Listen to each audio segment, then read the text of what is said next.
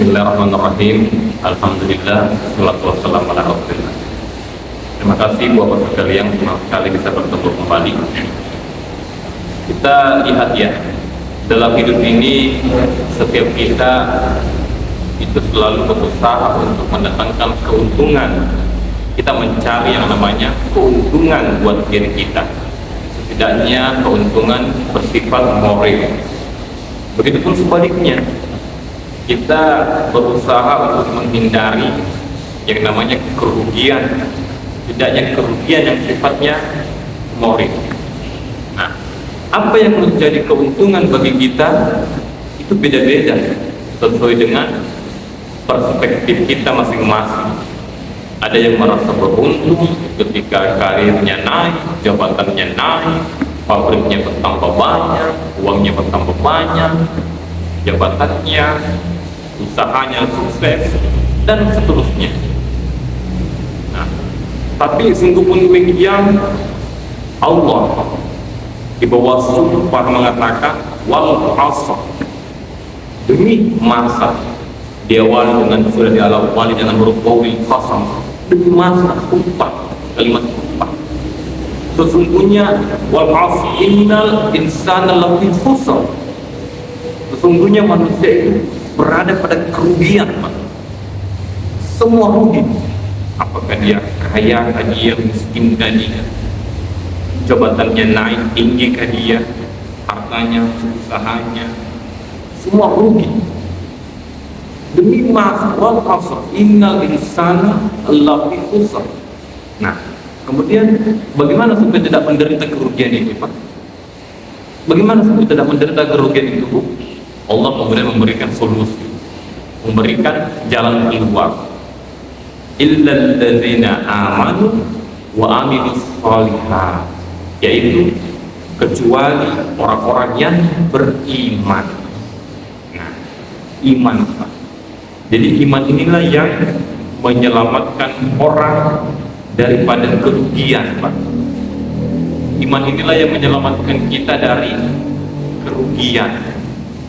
Jadi alangkah bahayanya itu ketika jabatan itu dipegang sama orang yang tidak beriman. Alangkah bahayanya ketika harta itu dipegang sama orang yang tidak beriman. Alangkah bahayanya jika ilmu pengetahuan itu dimiliki sama orang-orang yang tidak beriman. Padahal imanlah yang menyelamatkan orang daripada kerugian, Pak. Ini kunci pertama. Mau selamat, tidak lain harus punya iman. Kemudian wa amilus shalihat, amal soleh, yang menyelamatkan orang setelah iman yaitu amal soleh. Nah, amal soleh ini muncul daripada seseorang yang memiliki iman. Nah, bagaimana cara seseorang ditahu bahwa dia beriman atau tidak? Dilihat dari amal solehnya. Sehingga kita bisa bilang, wah, orang ini beriman, imannya hebat. Kenapa? Sujudnya luar biasa. Wah, orang ini imannya hebat. Kenapa? Sedekahnya berani. Wah, orang ini imannya hebat. Kenapa? Jihadnya jalan. Jadi, seseorang bisa diketahui beriman atau tidak dilihat daripada amal soleh yang dikerjakan. Jadi tidak mungkin, Pak, kalau ada orang yang bilang, wah, saya biar tidak sholat, iman saya mantap. Tidak mungkin. Wah, saya biar tidak ngaji, tidak sedekah, iman saya hebat, Pak. Mustahil. Omong kosong logika seperti itu, Pak. Adanya orang disebut beriman karena ada amal soleh yang ditimbulkan. Iman itu generator, pembangkit, sehingga muncul suara, muncul cahaya. Begitulah iman pembangkit, muncul amal soleh, muncul sholatnya, sedekahnya, berbakti pada orang tua, dibuktikan dengan amal soleh. Kemudian watawasau bil haqq, kata Allah, dia menyelamatkan orang beriman itu watawasau bil haqq, saling menasehati dengan kebenaran, saling menasehati dalam jalan kebenaran. Nah, setiap kita ini bertanggung jawab untuk sama-sama menegakkan kebenaran. Tanggung jawab kita semua untuk menegakkan yang ma'ruf, mencegah yang munkar. Nah, kata Nabi, memang ada sebagian umat nanti itu yang betul-betul berjuang menegakkan kebenaran, tidak peduli resikonya bagaimana. Pokoknya yang namanya kebenaran tetaplah kebenaran yang patut kita perjuangkan. Sebagian diungkapkan oleh Napoleon. Napoleon itu bilang, kalau ada 1000 orang yang menegakkan kebenaran, saya ada di dalamnya. Tapi kalau cuma 100 orang yang menegakkan kebenaran, saya pun ada di dalamnya.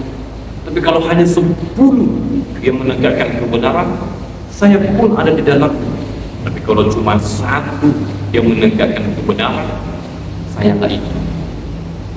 Masya Allah, ini kebenaran ini tidak peduli langit akan runtuh, bumi akan berguncang, yang namanya kebenaran tetaplah harus diperjuangkan. Ini kita berkewajiban saling menasihati dalam hal kebenaran, Pak. Kemudian watawasau bil haqq wa tawasau bis sabr, dengan cara menasihati dengan cara yang sabar. Nah, kalau kebenaran tadi ini merupakan sebuah prinsip, maka strateginya adalah dengan cara yang sabar. Kita menasihat dalam hal kebenaran dengan cara sabar. Jadi prinsip harus punya strategi, Pak. Kita menjadi orang yang sabar karena kita benar, dan kita benar, olehnya itu kita harus sabar. Ini harus berdampingan keduanya.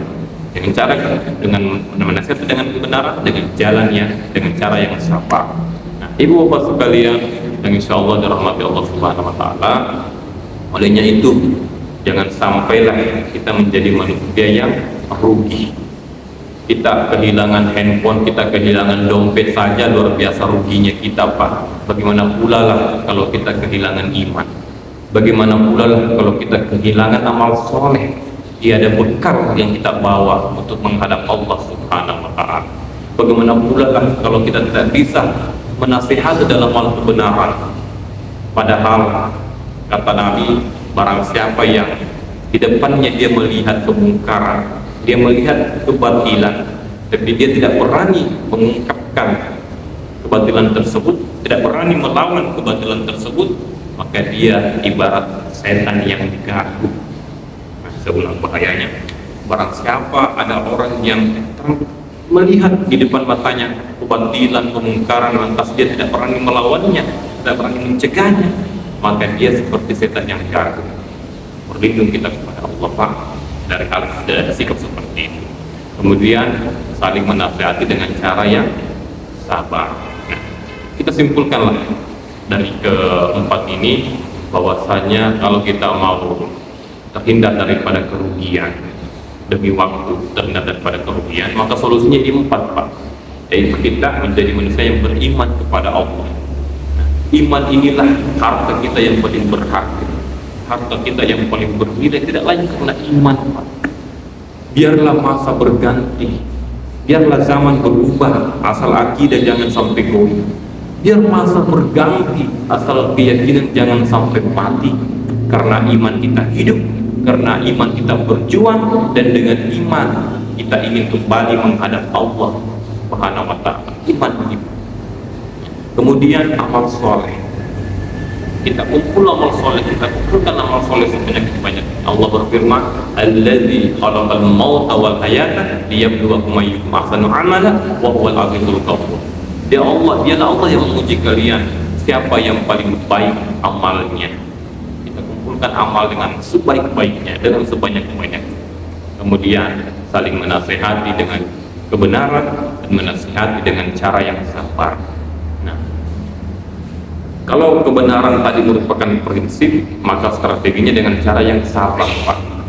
Karena begini, kebenaran itu bisa dikalahkan oleh kebatilan yang terorganisir. Kebenaran bisa dikalahkan oleh kemungkaran yang teratur. Olehnya itu kita pakai kebenaran dengan cara yang terorganisir, dengan cara sabar.